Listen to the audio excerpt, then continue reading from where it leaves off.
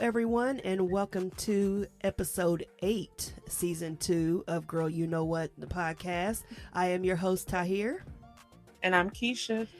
And, girl, before we started recording, we seriously had a half We was on hour. the phone for 45 minutes. Yeah, for 45 minutes. And it could have went on. We were just like, oh, shoot, we got to get ready for the show. We're like, whatever. it's 10:15. Girl. So it was, Oh but my it's God. just been, I don't even know where to begin. It's just been so much that has been going on. I will start with the worst. Well, the worst part for me Okay, go ahead. is the worst part for me because I'm going to get it out the way because I don't want to shed a tear. Mm-hmm. But the worst part for me is when I watched Civil this Mhm. week.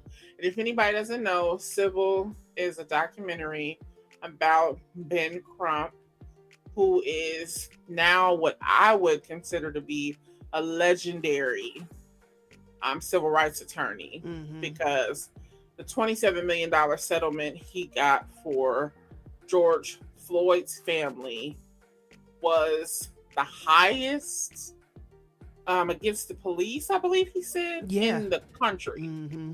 So he is now a legendary civil rights attorney. So he has a documentary just about the cases that he's handled. And I watched it with my boyfriend.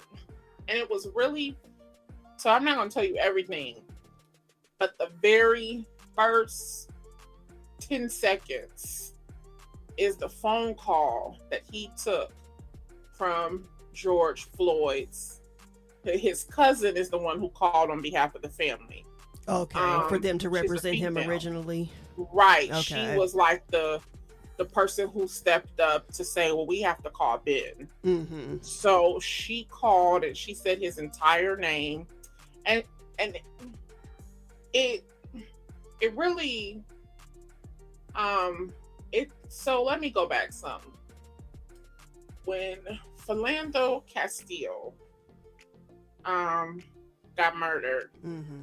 by the police, that really it was hard on me. Yeah. I don't think I've talked about it much, but it really you have to understand, I have a black, when I say, he's a big black man. He's tall.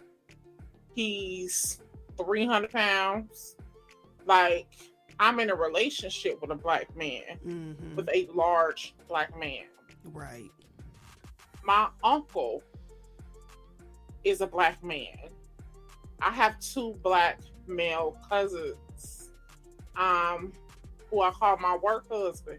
He is a big black man, 6'3", 200 and something pounds. So, it really frightened me when Philando Castile was murdered. Mm-hmm. And truthfully, for the first week after his murder, when my boyfriend used to leave the house for work, I cried Mm-hmm. because I was paralyzed with fear. Like, I was so scared. Yeah, I mean, because Philando did everything right. He did everything correct. So it's just like, what do you do? So yeah, that fear Yes. is going to come. Yeah. It was really like, and he leaves. I mean, he goes to work. It's dark outside. Mm-hmm. So sometimes it could be like, oh, what you doing out this early in the morning? Like, it could give off suspicion from the police. Mm-hmm. We always suspect. Because here he is driving Mm-hmm. to work. In the morning, it's still dark. You never know what they think. Right. And the gas station where he stops in the morning, the police are normally there. Mm-hmm. In the morning too. So it just made me nervous. Like, Philando wasn't doing anything. No.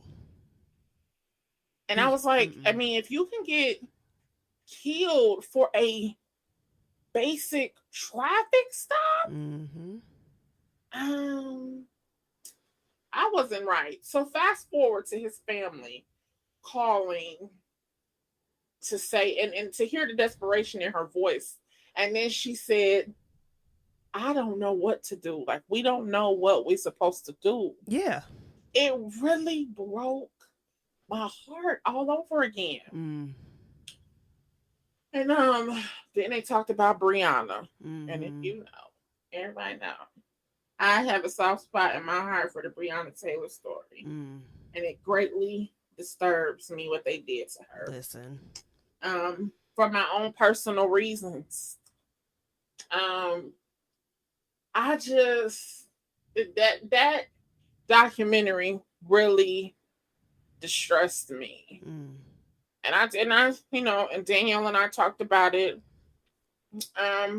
in length this morning, because it put a heaviness on me to like, what are we supposed to be doing? Right. Like, yeah, I mean, it's just like we're confused now. Like, seriously, like, what are we supposed to do? Like, where do we go from here? What do we do? Because if you do something right, something tragic can happen, you know, and we're always told, oh, well, y'all need to follow the rules. Y'all need to do this. You need to do that.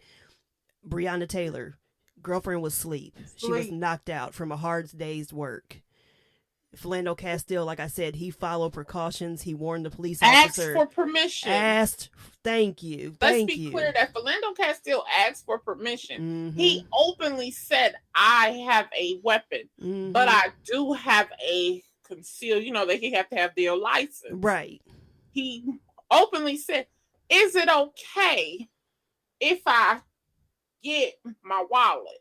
Is it okay if I get my license? Right. The guy said yes. And then proceeded to murder him. So that was like the worst part of my week. Yeah. Yes, Roe versus Wade was absolutely terrible. But watching that was like, then to hear this, the death threats, like, y'all gotta watch that. If you haven't, two things you have to watch if you have not seen it.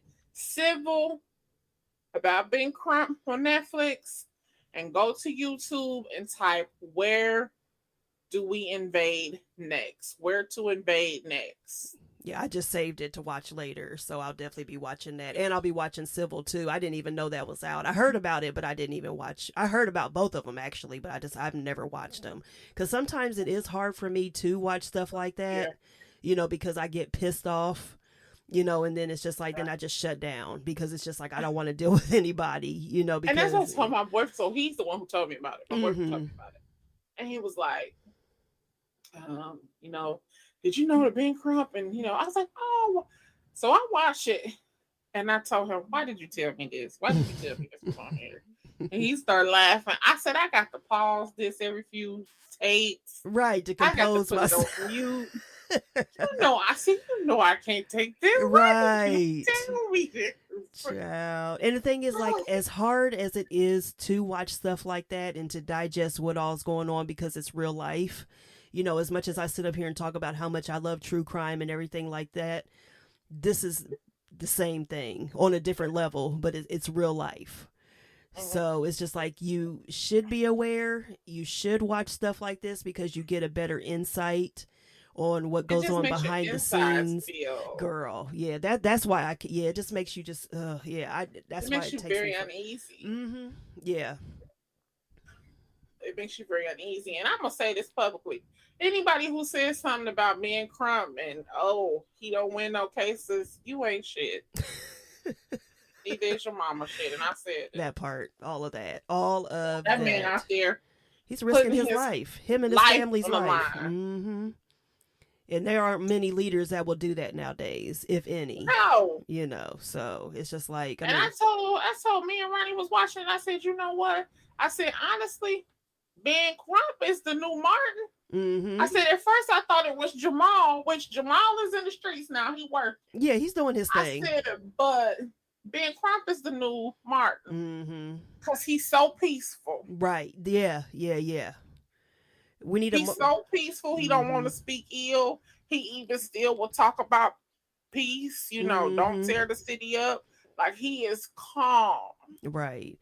And then, of course, and then, you know, of course, what pisses me off is that you got, like, every time he's on something, you know, you got black folks calling him an opportunist and everything like that. I'm like, but y'all ain't doing nothing. He's at least out here. Black people, why do y'all want each other to work for free? Listen. Listen. Why do you go pay the white man to be your lawyer, Mm-hmm. but when it's the black man, you don't want to pay him? Right. He's an opportunist. He's trying to get attention. He's trying to do that. It just really. And to let the truth be told, he openly said on the documentary, he said, what people don't even understand, 5% of the business that my law firm does is police brutality.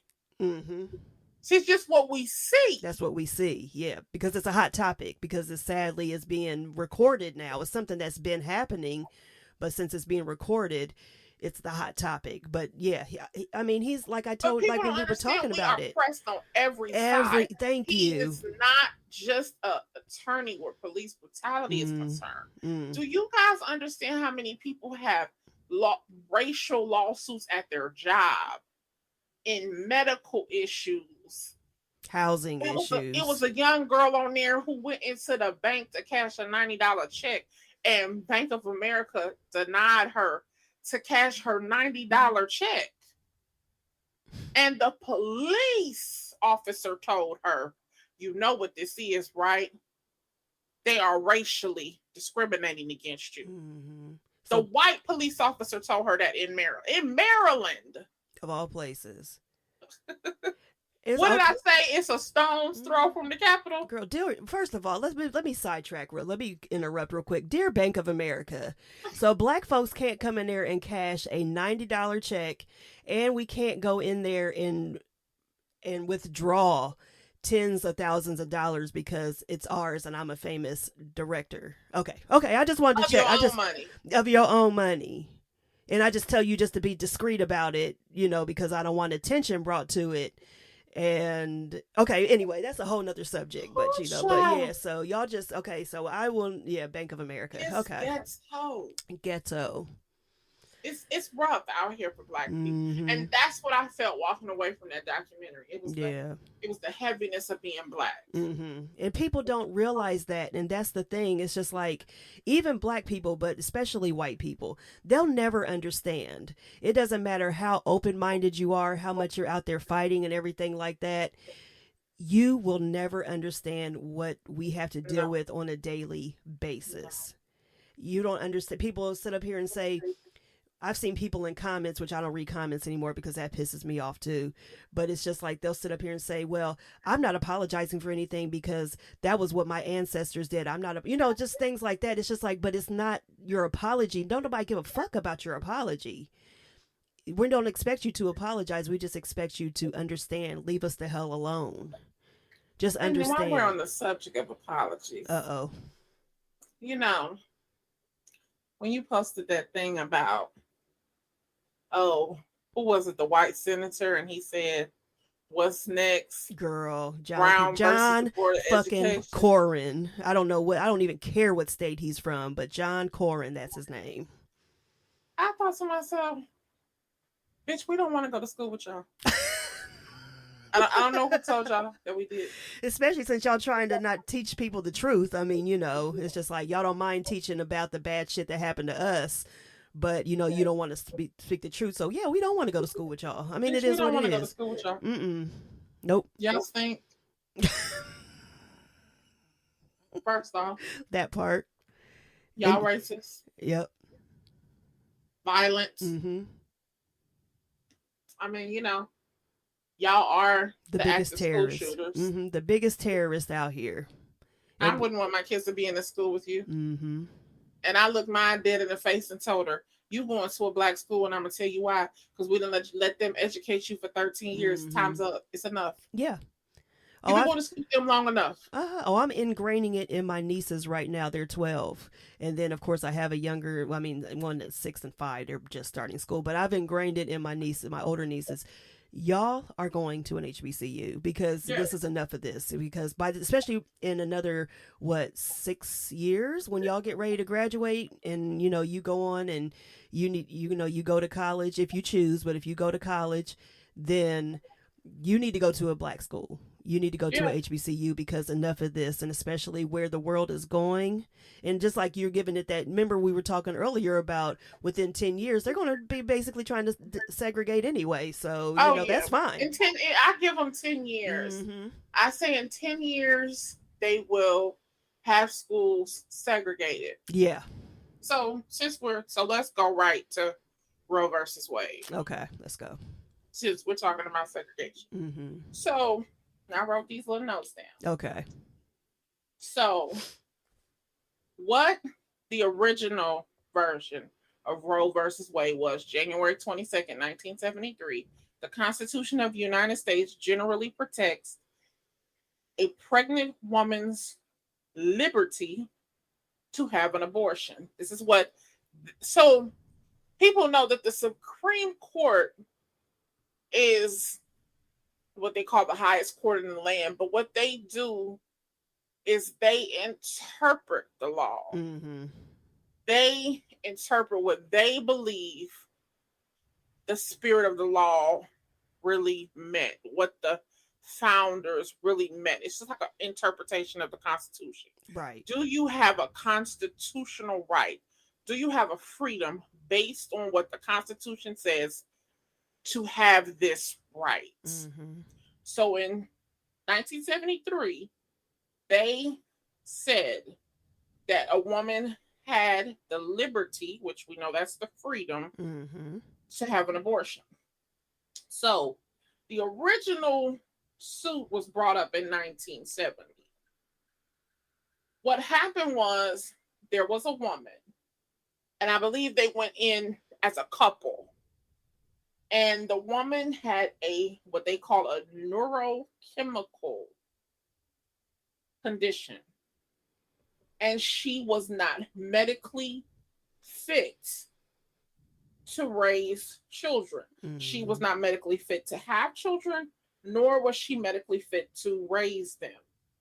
But she did not want to abstain from sex. Mm-hmm. So now this was in 1970.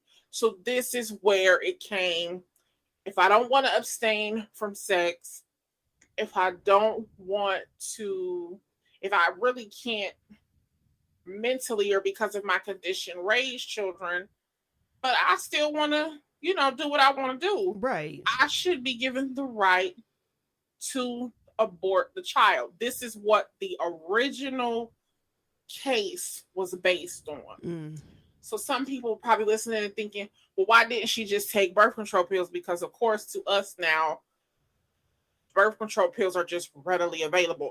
All options of birth control, not just pills. Yeah, you implants, can just you can go to your regular doctor. You don't even have to go to your gynecologist. You can just go to a regular doctor and get on birth control. Exactly. So I know that some of us will think that, but this is in 70. Mm-hmm. The FDA didn't pass birth control, like it didn't, give its approval on birth control pills until 1960. So we're talking 10 years after birth control have gotten an FDA approval. Did they say, I don't want to, I don't want to abstain from sex. But now, don't y'all be judging because y'all the same people who didn't want to take the damn shot for COVID. I mean, if we're gonna talk about, let's talk about all of it. Didn't get on birth control pills. Birth control pills were only federally approved, like at the high level, for 10 years. Mm-hmm. So I'm sure people had the same reservations that y'all had about the shot, right? Right. Okay. So the pill comes out in 60. By 65, now we're just talking about contraception. We're not necessarily talking about pills right now. Mm-hmm. By 65, 64% of white women was using contraception. By 73, it had jumped up to 70%. Ooh. Now let's talk about oral contraception, birth control pill. Mm-hmm. Between the ages of 15 to 29. By 65, 42% of white women were taking a birth control pill. Mm-hmm. Remember, now it's only been approved for 5 years. Right. They already got 40% of the women on it. 30% of black women. But watch this. In 73. So now this is the year that Roe versus Wade passed. In 73, 63% of Black women were taking the pill between the ages of 15 and 29, and 52% of white women. Now, there was a 10%, there was an increase definitely for white women, but still 56%, by 75, 56% of Black women. So let me tell y'all what this was in 73, what they call sterilization. They don't want Black women having kids. Yeah. And we have become the guinea pigs. Yep. As usual. Per usual. They didn't write this down, but my brain is working enough to show me there was no reason that the numbers jumped to 63% of Black women started getting on the pill the year that Roe versus Wade passed. They wanted to test it out. What better way to test it than test it on the Negroes? Exactly. Y'all stop having babies. We're trying to preserve this white race. Yeah. And we also know in the 70s, what else happened? Dr. King had been assassinated in the late 60s. And once welfare was approved in what, 70 was it? I believe so. And we know how the story goes. So, you know, and then you went and said something about, we were talking about segregation. I was trying to not say this on social media because I know how you bitches like to tussle. My mouth ain't right for a lot of stuff. Tussle, yeah. Black women, some stuff don't really have, this particular thing don't have shit to do with us. That part. Black women be having their babies. I ain't saying all of them do. Right.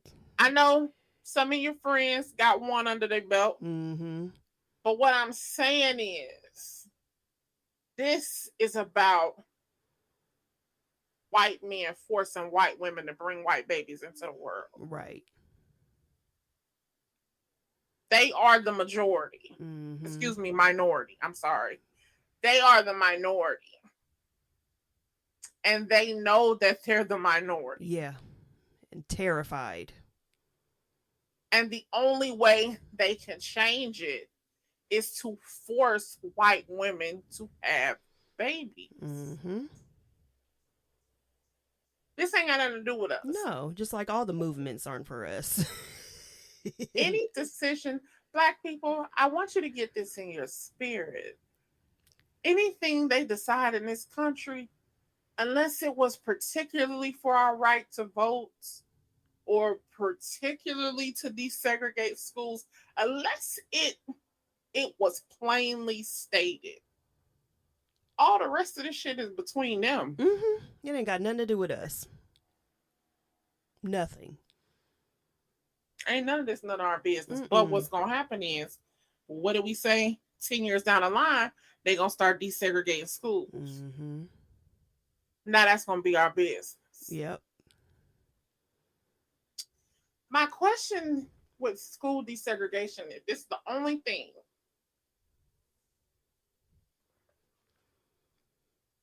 is it, so I need to go back and look it up, because was property tax the way that they allotted how schools got money when schools were segregated? Is that still how they did it? I believe so. Yeah, I think that does have a lot to do with it, because I mean, you see it like the suburban schools, their property taxes are much more, and their schools are quote unquote better. So yeah.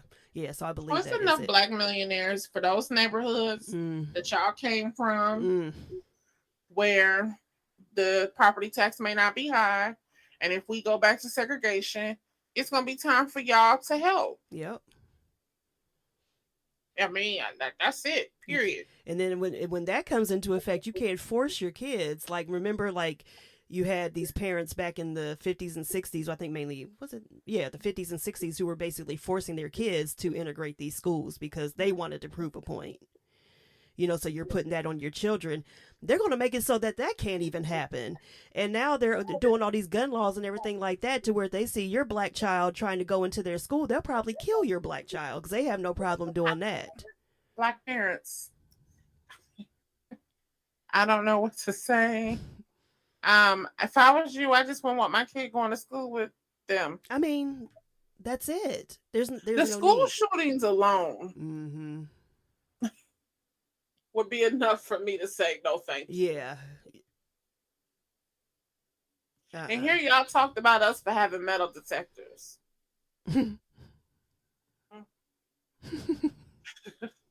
I mean, it's just like, we're not the same. Y'all had so much to say about it. Urban schools having metal detectors and police officers getting their backpacks checked. Girl, wish y'all was getting y'all's backpacks checked too, huh? Listen, at all levels, let's just put it like that. Girl. Y'all was talking about Joe Clark for chaining them doors. I mean, I'm just saying, but it's the truth, though. It's that the white truth. People, and it come what did Malcolm say? Your chickens come home to roost. And they are. It may take some time, but they will. Listen, think about how Americans made fun of Chinese people for walking around with masks on. Remember that? Yep, I clearly remember. Why they walking around? Why they got them masks? I mean, shit, y'all used to make fun of Michael Jackson for wearing a mask. I mean, come on now. And now look. Everybody's walking around like a brain surgeon. That's it. Even got your little fancy designs on them and everything like that. So y'all really taking it seriously, honey. I ain't gonna lie. I got a Wu-Tang one and a Hampton one, so it's cute. But what do I always say? You better stop putting your mouth on people. Listen. Stop doing it. Stop doing that, because as you said, as my hero Malcolm said, the chickens will come home to roost, and they will. They will. Yeah, they will. It may take longer for some, and we may not see it. It may not happen in our lifetime, but it's girl, it's just way too much. It is. And it weighs heavy on you, and you just think about it. And even though we're saying that, and it is true that these movements, these things that are happening, these laws and stuff like that, unless, like Kisha said, unless it's specifically aimed and said in there that it's about segregation, or they just blatantly, because they are very blatant now, will say it has to do with black people, or quote unquote minorities in general, which I hate using that, because we're not the minority anymore, really. Anyway, I like to just say black people. Yeah, black people. Yeah. I don't want I was talking about everybody else. Yeah, well, when I said that, I was talking about, because I was talking about it in general, just, like I was talking about black, Asian, everybody, just because that's what they're afraid of. It's not just black people, but they'll cater more to certain Hispanic people and Asian people. And that's what I was about to say. That's why I like people to stand on being black, because they don't treat us like they treat everybody else. No, because they know. They will pass laws to protect Hispanics. They passed that law to protect Asians in the blink of an eye. They did that so quick, nobody even knew it was up for vote. I didn't even know nothing like that was up for vote until it passed. But that's because they know they can get them. They don't give a shit about us. No, and that's why we will sit up here and say that these movements are not for us, but they do affect us, because it will be a trickle-down effect. This is one thing. Roe versus Wade being overturned is one thing. And then you got... Where the Black Lives Matter girl at? I didn't see her when Roe versus... I ain't seen a peep. I ain't seen nothing about her. Lord, forgive me. No, because I ain't seen a peep from her, or really anybody at the top of that organization, since it got exposed that girlfriend got that $1 million house in the Hollywood Hills, or wherever the hell it was. I ain't seen nothing. I'm just wondering. I mean, Roe versus Wade got overturned. She is a woman. Maybe she feel like us, and she feel like this ain't none of our business. Because I feel like it ain't none of my business. Yeah, I mean, I feel it ain't none of my business. I just know it's a trickle down effect, and maybe that's how she feels. We'll go with that. I definitely feel like, though. So we talked about schools, but this is something else. housing will definitely be next. Oh yeah, housing for sure. And I say this because we already know they're segregating us in housing. Segregation is still taking place. Oh yeah. Mm-hmm. I think what they prefer is to get the laws off the books to protect them from any legal ramifications of segregating against someone. Yeah. Mm-hmm. That's what they want. Yeah. They don't want it to be a legal issue that they're segregating Right. against people. You know, like, and I to me, we talked about this earlier, and I said, I don't think they're thinking it through, because as they start to remove more laws and we become more separated, what will take place is they're going to really see how Black people spend a lot of money. Oh yeah. And they know that. They don't want to admit it, but they know it. And they're going to feel the pinch. Mm-hmm. If Black people, let me talk to you Negroes who got a problem with other Negroes. Let's start right there. You better go ahead and fix that shit, whatever it is that you're feeling. Mm-hmm. Whatever it is that makes you look down on other Black people, you better get it together real quick. Because in your eye, you're no better. Because you're going to need another Black person real soon. I meant in their eye, sorry. You better get in touch with Black farmers around your area. Mm-hmm. Y'all better start one of those Black like co-ops when it's a section that grow the food. Mm-hmm. You better get in touch with a Black farmers market, because you're gonna need Black people real soon. Yeah. So whatever y'all's hang up is with I just don't want to do so, this. Black people, Black people so ghetto. Yeah. And just, bitch, your mama ghetto. Stop. Stop that. Stop it. Please stop. Listen. Because you're gonna need somebody Black. Yeah. And you're gonna need them before they need you. Forward. Mm-hmm. Go get you a Black doctor. Mm-hmm. Go get you a Black dentist. I've been screaming this for 2-3 years now, but I'm gonna keep saying it. And the things that they're doing is letting you know you need to move toward a Black only lifestyle. Yes. You do. And I know some of you Negroes don't want to hear that because you think white is right, but hey. Jesus. I mean, your ancestors got to be the ones that was like, segregate. Oh yeah, we ain't segregated no more. I'm going over to the Piggly Wiggly. And still get your ass beat over there if you didn't want to shop at Johnson's Market. Listen, I'm going over to the Piggly Wiggly. Mm-hmm. I'm going over to Winn-Dixie. Yeah. All the meat fresher over there. Oh, Sambo ass. I mean, I'm telling you. Oh, let me see. I listened to some gospel this morning. Let me come back. Yeah, just come back, girl. Yeah, because you niggas are savage. It is, girl. Woo! Y'all will make me go crazy. Listen. In the words of my granny, what she say? Her auntie used to tell her they some dirty niggas treating they dirty. Just tell you. That blesses me every time you say it because it is the truth. I mean, just get right to the point, you know. Ain't nothing like some old school cussing, honey. They some dirty niggas, Tracy. Oh, I'm sorry, baby. I'm sorry. They dirty, though, Tracy. After you done said it. I said it again. Yeah. Then I'm sorry and try to correct it. I'm sorry. I'm sorry, baby, but they dirty. Shoot, I love it. Girl. Yes, it's just, y'all need to get that hate out your heart for other Black people. Exactly.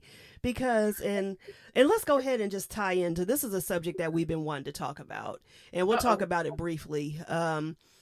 We mentioned it that you know, Roe versus Wade, all that stuff is not really for us, you know. Right. So we get it, but we were having a discussion a couple weeks ago when we were first going to do this, and you know, there's just been so much shit going on. We haven't been able to really stick to one topic because it's just like, we got to talk about this now. But I want to take a few minutes and just talk about movements in general. So the women's movement, all this femininity, all that, feminine power, girl power and shit like that, that's not for us. We got black girl rocks. That's what we need. Mm-hmm. So that's not for us at all. They may have a couple black faces there, like the lady who was I can never remember her name and I hate that, but the lady who started the Me Too movement, the black lady. Oh yeah, because she's on In My Grandmother's Words or something like that on Netflix. Okay. It's a documentary, and Oh, she's on there. Okay, good. So, and I'm glad that she's still out there, but it's black people that are putting her out there because white women I got a hijacked different view of her too, because her being in that Me Too movement had me kind of like, like, I don't know about you, right? But seeing her, I think it's called In My Grandmother's Eyes or My Grandmother's Words. It's on Netflix, and it's her and about 5 other black women just telling their stories. And I got a different. I was like, oh, okay, right.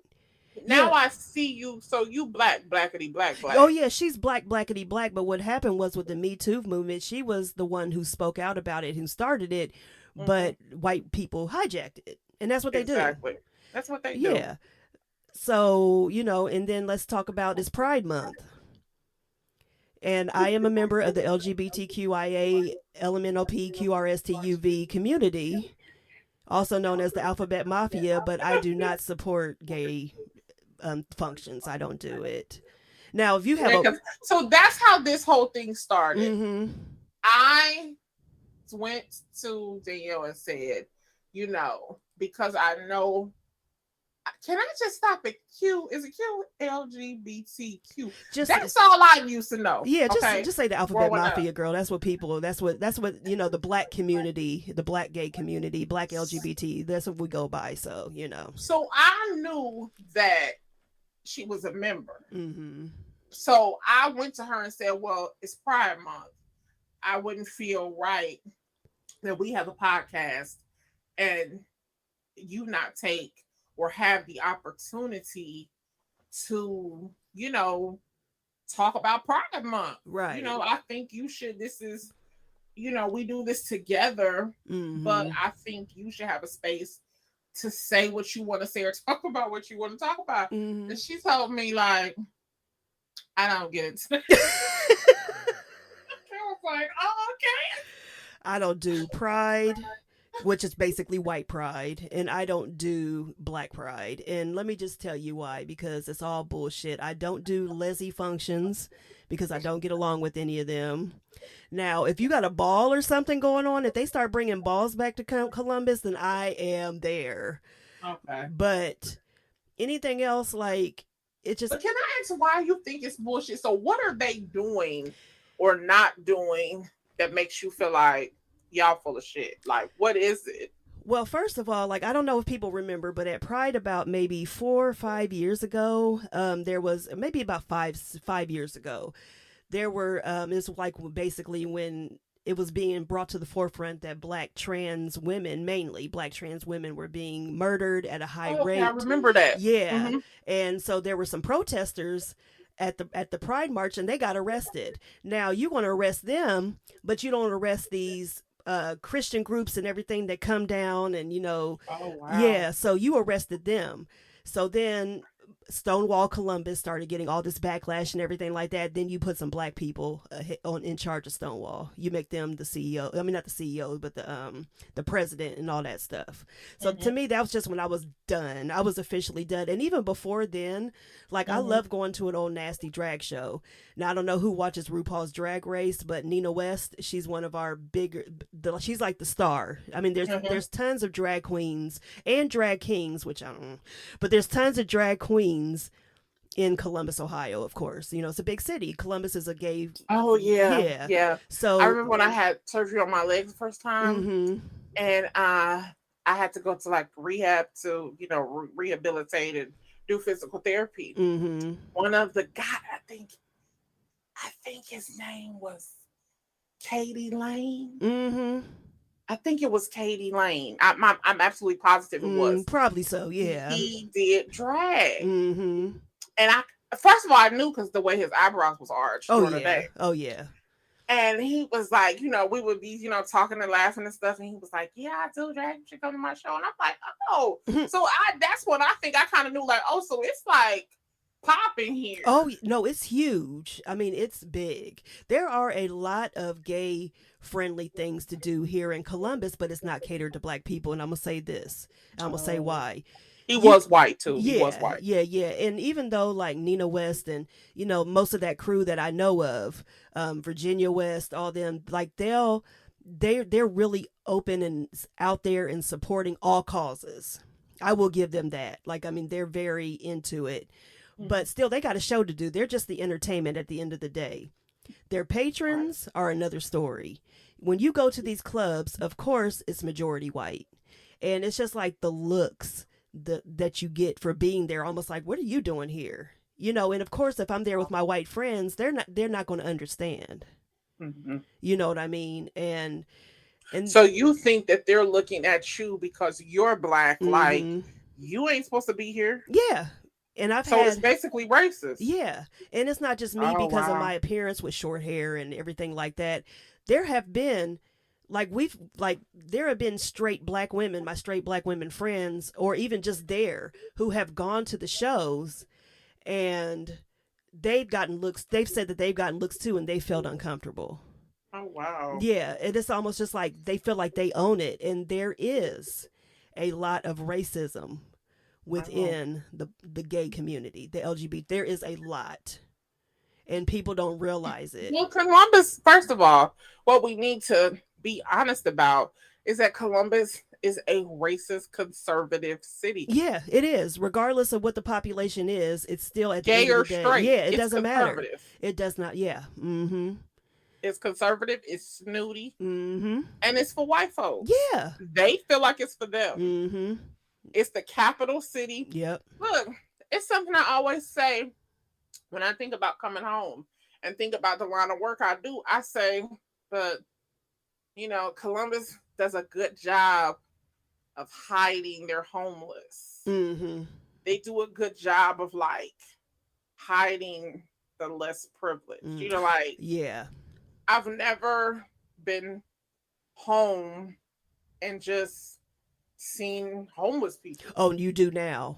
Maybe downtown. No, girl, where I live, they're all over the place now. So it's not like, but I know what you're saying though. But yeah, they're out in the open now. But you only see white homeless people. You don't see black homeless people. You see the black homeless people downtown. Mm-hmm. Yeah. Yeah, that was something that always struck me. Mm-hmm. And I'm talking about, I used to like get off at West Broad. Mm-hmm. And I would bring West Broad all the way up through downtown. Like I would just ride Broad Street all the way. Mm-hmm. And it's just something. Now on the west side, you could tell you might have, one person with a shopping cart, yeah. But because most of it is a poorer part of town. Yes, yeah. So you might see like, oh, this might make you think this is where they are or something. Right. Yeah. Mm-hmm. But not like it is here. You're like, right. It's a big, like, homelessness and the conversation around homelessness. It's like right it there. It's a major issue. Yes, it's in your face, basically. Like it's exactly. An issue. Yeah, and I think that the reason why, and that's good that you brought that up. I'm glad you said something, because you do see homeless people basically on every corner, like up and down Morse Road. Homeless people at every. Yeah, I mean in Gahanna, there are homeless people at every stoplight, pretty much. Oh my God. And I think what it is, because this city is growing so much, and this is almost what I tied into last week about why they shut the power off, is because they can't keep up with the population. So they got these homeless people that are just out here, and the police are just like, whatever, what can I do? I got other things I got to attend to, even though they don't do shit either, but that's a whole nother subject. And I think the homelessness here is so, I don't want to say it's rampant, but it's a lot.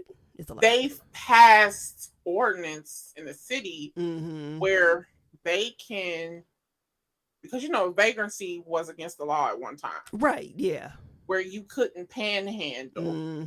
But now they allow them to panhandle. Oh yeah, yeah. Mm-hmm. So Yep. it's bad. Uh-huh. Girl, I was at matter of fact, you're gonna trip out on this. What was it? I was going over my mom's house, so I was going down McCutcheon. Mhm. And of course we know where McCutcheon is, that leads to our high school. Right. So I was going down McCutcheon, I was at McCutcheon and Sunbury.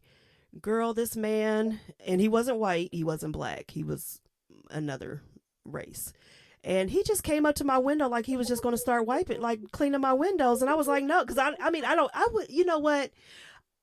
I really don't like give, and I have my own reasons for that, especially to white Right. people, to white homeless people. I'm not going to lie, I but mean, I don't knock that. yeah, I mean, and I'm I pretty. mean, I've had a client before, no lie, Mm-hmm. was so it being in a housing unit, Mm-hmm. he would leave his apartment. And when I say his apartment was immaculate, Mm-hmm. he collected like little miniature cars. Oh, okay. And they were in little cases, Yeah. like little Hot Wheels. Mm-hmm. Apartment immaculate. All kind of Yeah. Harley Davidson stuff. He would leave his apartment and go over the bridge because it was by a park. Mm-hmm. And he would sit in that electric wheelchair with a sign and say, like, homeless, please help. Mm. He got a whole apartment. He ain't paying no electric, no bills, just the subsidized rent. Rent $25. Just living it up.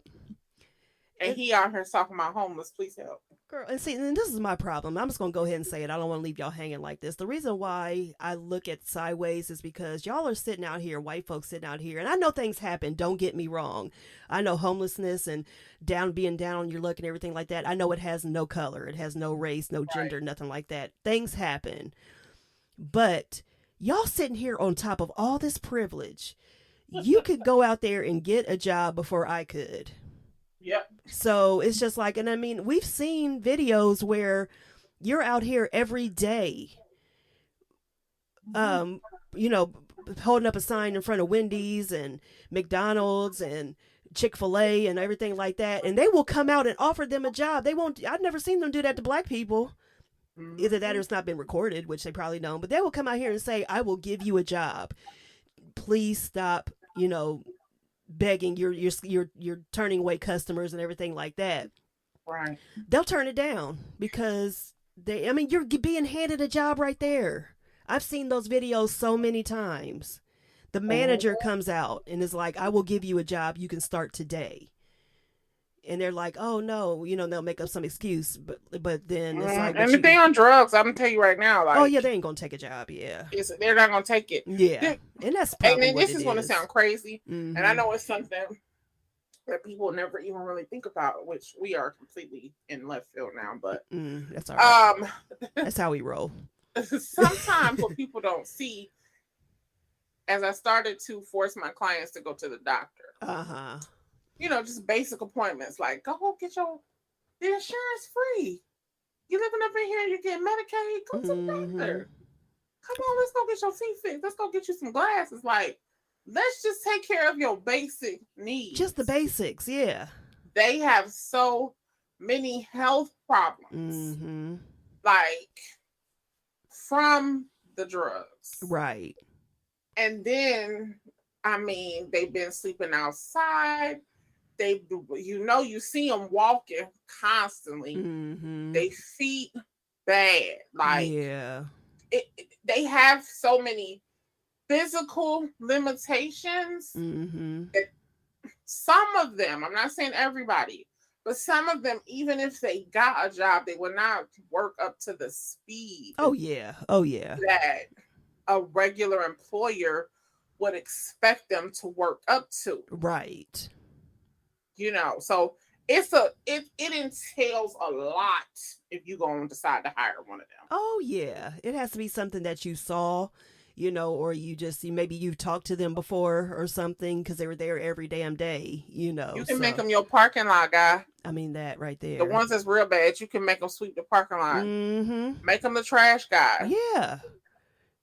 Do janitorial. You pay them every day they do it. Pay them at the end. But to get them back there, to fix food and mechanically, sometimes their mind don't even work enough Oh for that. yeah. Oh yeah.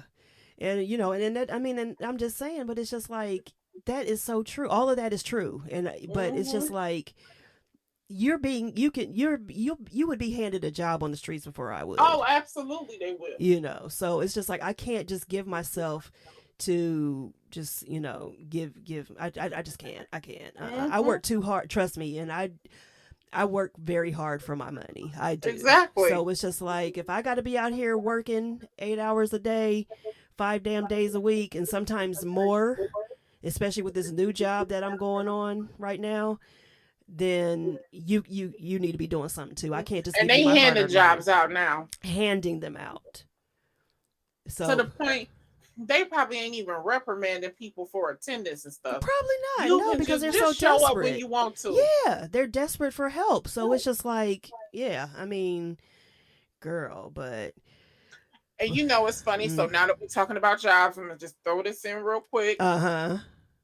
And Buffy, remember Buffy Purcell she was on Married to Medicine for a season. Yeah, I remember her. So Buffy gives like financial tips. She's wealthy. Mm-hmm. And Buffy made a statement that's really true. She said, I mean, when after Roe versus Wade, she said they need y'all to go back to work. Yeah. She said y'all don't want to go back to work. These white women to stop having these babies. Mm-hmm. She said they need marginalized people. They need single struggling mothers. Right. They need you to have a baby to the point where you have to get you a job. Mm-hmm. See, nobody feels the pressure of having to have a job. Right. And so they gonna turn the heat up to force you back into the workforce. It's a trickle down. Yes. That's what, so, when we sit up here and say, and I know I said it earlier, said the same exact thing, when we say it doesn't affect us, eventually it will. It's just the start. It's just the start of something. Yeah, that's really all it is. Mm-hmm. Girl, but there's one thing that you had me write down, and let's end this on a. I don't know where you're going to go with this, because you just text me and you said remind me to talk about, and we're going to talk about Marlo Hampton next week, because I don't know if we got enough room, because you finna say something about deadbeat dads, ain't?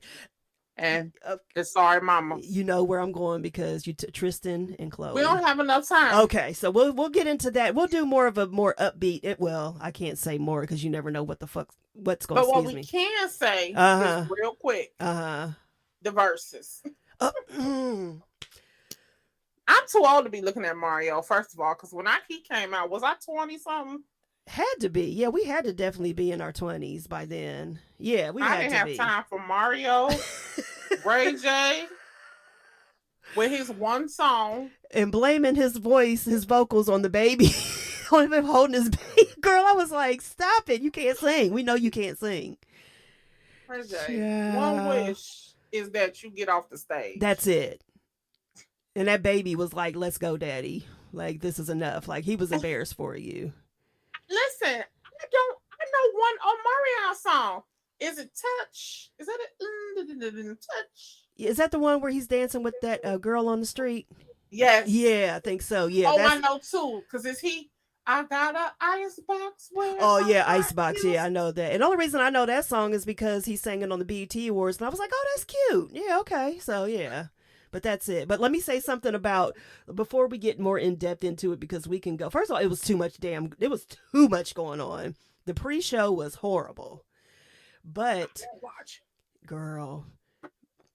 So, Omarion, him and his B2K members, they don't get along at all. Like, they had some big fallout on their last tour they went on, and they're just, I guess, done.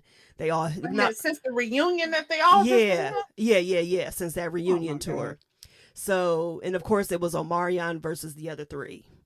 And so he was, I guess, and he was throwing shots at B2K, but Mario came out and basically said what J-Boog and the rest of B2K and other people who were around them were saying is that I think his name's Steve, but he was in the group Troop. That's Mario's voice. We talk about J-Lo, but Mario was not singing. That was Steve. I think his name's Burrell. Maybe that's not his last name, but he was in the group Troop.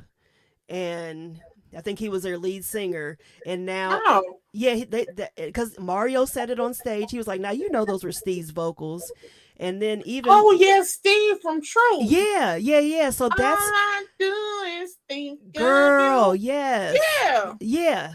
So, and then not only that, Jay Boog did some long dissertation because Omarion was basically calling them background dancers and all this other stuff. But but Jay Boog was like, "Well, you're a background dancer too, using somebody else's voice." And then now other people are saying, yeah, those weren't Omarion's vocals. And then we can tell by you singing live right here that those weren't your vocals. But and you had Tank helping you a lot. You had Tank coming in and yeah. So anyway, but go ahead. Granddaddy, get Tank, off of here. Why was Tank there? Tank, you older than me. So you ain't got no business in here with these kids. None. Everybody that was on that stage except for Ray J, but he puts himself in that category with them. He's very young acting. So, but Ray J's only a couple years younger than us, believe it or not. But they all became famous when we were adults. Like you said, Tank, you're older than us, so it's like you did not belong there. Ray J didn't Tank, even belong there. You have no business on this stage. None, and you were up there like this was your verses. It was so much going on. I was just like, what Did am I Tank watching? already have a versus with Genuine? Did they? Girl, there's been so many. Did Genuine have a versus? I'm gonna have to look that up real quick. I'm gonna have to look it up because I can't remember.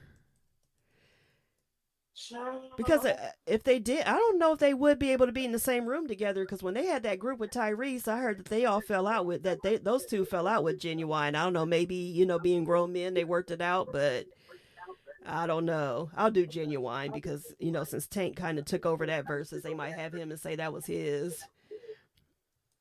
Let's see. We're gonna find out right now while we thinking about it. That's what I'm trying to see because they have all the verses. They do a you know how they do a playlist. Yeah. Every time there's a versus. Let's see. On Tidal they put it up, and I'm trying to see. Girl, they got season 1, season 2. No, I don't see. No, they haven't done one. Wait a minute. Here's season 3. Ashanti, Kisha Cole, D'Angelo, and Fran. No. Tank, go on and get on the verses with Genuine and sit down somewhere. That's it. I mean, that's it. We need to get back to the old verses when you just played your song. That's it. Just play your song. Teddy Riley fucked that up. I mean, girl. As soon as he bought that whole 17-piece band with 2 backup dancers. And it ain't work out. And they had to end up doing it in their basements. Girl, I can't. Babyface said, look, I'm on an iPhone. Yeah, I'm on an iPhone. I got my guitar when needed. And that's the thing. It's like, now Teddy Riley, I mean, he can't sing. But Babyface, we know he's a singer. So it's just like, and both of them, they've produced numerous hits for other people. They, of course, have their own hits. So it's like that was versus. I'm gonna say something that was unpopular. Versus.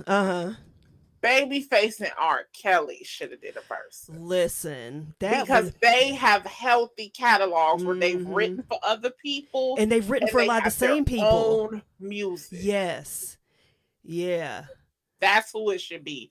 Babyface and R. Kelly. That would have been an amazing verses. That would have been the bomb. Oh my god, damn it, I know R. Kelly. Don't like R. Kelly, but you can't take away his genius. I don't care. Somebody, real quick, we keep saying real quick.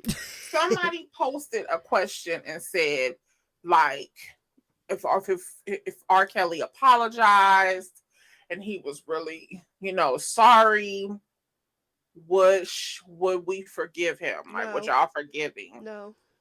I mean, so, just an apology. And this is what I said. I said yes. Mm-hmm. But what I also went and left a comment. I said, now, I'm not saying that his victims should forgive him. Right. That's not what I'm saying. Mm-hmm. I'm not even saying that other victims would have the ability to forgive him. Right.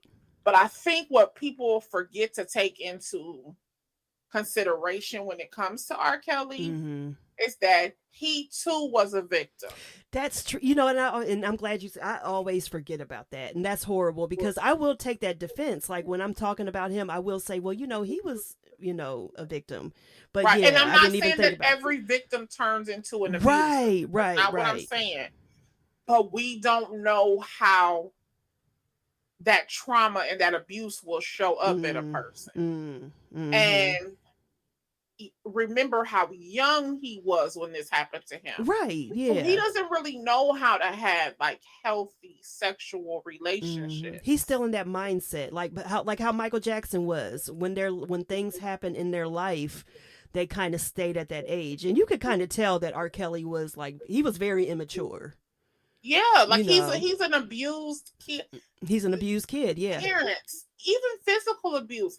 I'm not even saying when sexual abuse, because I don't think Michael Jackson and them were ever sexually abused, but Joe terrorized them. And you have to know when you abuse your kids. I know parents don't want to swallow this, and I know abuse looks different today than it did back when we were growing up. Right. But you have changed the course of that kid's life once you've abused them. All you can do is support them. Yeah. That's all you can do is support them to be the best version of themselves moving forward. Apologize for your wrong and keep going. Right. But we have to understand, like, R. Kelly is a damaged kid. Yeah, this is true. He's really messed up, and he's not even in the place where he doesn't, because he doesn't acknowledge his wrong. So that means he hasn't taken the time to acknowledge what has been done to him. Right. Because once he acknowledges that, then he can look and say, I just perpetuated my abuse off on other people. And he can't even do that. He hasn't even come to that place yet. I don't even know if he ever will be able to, because we have made his crimes so public. And now he just feels like he's fighting for his life. So it's like, And now it's like he's even at night when he lays down, he probably is so embarrassed. He's probably horrified. But who can he go to and say, I was wrong, like I need help? He can't trust the soul now. No. It's hard to find people you can trust in this climate, because everybody does everything for clout. Yep. Everybody wants to get on social media and have a viral video or be the one to release the scoop on somebody. It's hard to have a person that you can just fall in their lap and say, look, I need help. Yeah.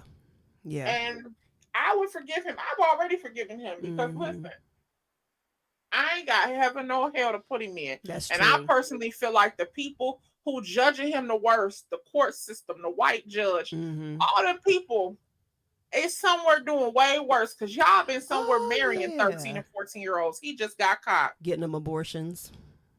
Because you see that video I posted about all the rock and roll guys who was dating 14-year-old girls back in the 70s, 13-year-old girls, convincing their parents to give them guardianship over the little girls. Yeah. So you could date them. I mean, how much more disgusting do we need to be? But that's all forgiven. They're legends. And hold on. Back to black people who bash other black people. You don't hear white people saying nothing about them. No.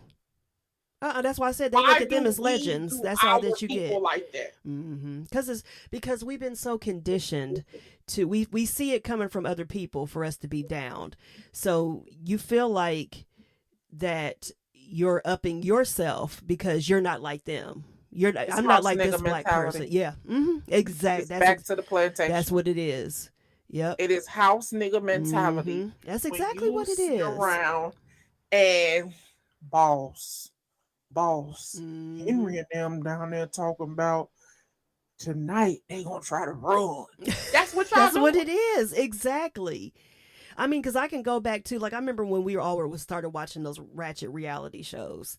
And then you had some, of course, black people who be on there like, I don't know how y'all watch that and everything like that. I just wouldn't. It makes black people look bad and everything like that. It's just like, so you think you're better than somebody just because you don't watch it? Like, this ain't my life. I'm just watching it. You know what I mean? So it's just like, you always have that, you know, or if there's Girl, and your last grandmama probably had 27 kids by 27 men. Get your ass out of here. I mean, it's just like, you better be glad DNA wasn't alive when your grandmama was out here busting and wide open. But it's that. See, I'm gonna start calling y'all out. I mean, because you got to, because it's out of control. Because you're not gonna think that you're better than the next black person. Because at the beginning, middle, and end of the day, they look at all of us the same. So I said it last week or the week before, and I'm gonna say it again. It's a hillbilly somewhere in West Virginia with 2 teeth that think he better than the best black doctor in this country. Yeah, and he got a fool. Hosting rallies that, you know, will make him believe that. What Jay-Z say? Who said it? Or Kanye? You still a nigga in the coop. And that's how they see you. Right there, that's it. Yeah. I mean, y'all can say whatever y'all want. Oh, child, we had a lot today. A lot, but it's a lot going on. It really is. I mean, it's just like, I mean, and then like when I started the show, I didn't even know where to begin. We just had to go right into it. So, because there's so much. And I got one last thing to say. Jesus Christ, go ahead. No. Because we said this, and it just, what's her name? Jill Biden was just on the TV. Hey, you black people, when you get pulled over by the police, if you get arrested, don't say a word. Like real talk, don't say a word. It's sad, but yeah. You don't say a word. But something else that y'all don't know that came down with the Supreme Court ruling, for Roe versus Wade, they also passed a rule that that you can no longer sue police officers for civil rights violations for not reading you your Miranda rights. You see what I'm saying? Don't say shit. Do not say a word. Just ask for an attorney. Invoke your right immediately to counsel. Yep. Immediately. If they take you in that room, I want a lawyer. Immediately. I don't care what it is. I don't care if it was a traffic stop. I don't care if you fit the description, which, you know, that's usually how it is. Don't verify your fucking name. Nothing. Don't verify nothing. If they take you in that room for any crime, I want a lawyer. Yep. Immediately. Don't play their game. And put your head on the table. Go to sleep. Go to sleep till your lawyer shows up. And keep your hands in your lap. Listen, that's a shame, but you don't have take to a water. Do that. Nothing. Don't take nothing from them. Swallow your spit. Keep your hands in your lap. Ask for a lawyer and put your head on the table. It is so real, girl, and I'm laughing because it's that real. It's that serious. It's that serious. It's that ridiculous and that serious. But, girl, yeah, don't say shit. You don't want chips. You don't want a Coke. You don't want nothing. They're not going to offer you Burger King like they do a mass murderer who shoots 9 people and kills 9 people in a church. But they ain't gonna listen. They gonna offer you a bag of chips. That's it. They might ask you hungry. No. Don't even answer. Yeah, don't say nothing. After you ask for a lawyer, don't answer. Don't say nothing else. Because they're going to keep coming in that cold ass room because you always see them bundled up in that room. They keep it cold for a reason, to make you uncomfortable. So it's just put like Kisha said, put your head down and just wait on your attorney to show up. Don't say shit, girl. I mean nothing.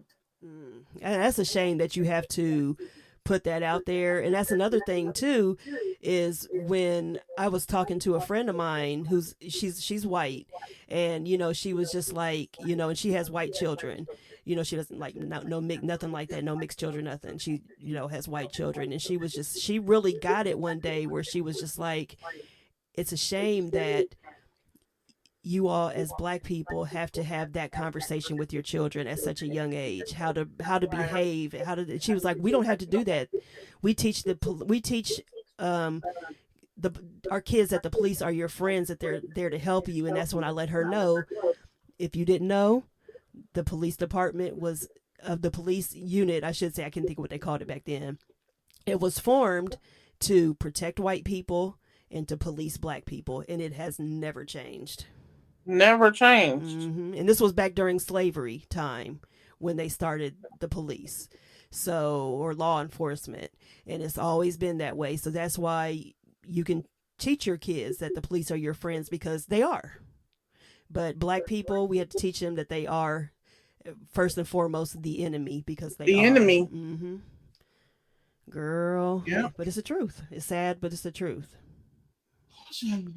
I know y'all tired of us saying one thing. We gone for real now. Yeah, we gone, but it's just, it was a lot. So, yeah, but don't forget to check out our other podcasts. You can listen to them on all podcasting formats.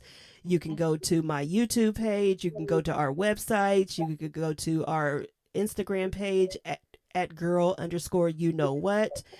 Follow Kisha at Wellness and Women and her website, wellnessandwomen.com. You can follow me at DannieBSpeaks and as well, DannieBSpeaks.com. So, any last words, sis? Enjoy your week. Try to keep y'all's head up. There you go. That's all we can do. So, yeah, be strong, y'all. So, have a good week, and we'll talk to y'all next time. Bye. Bye, everybody.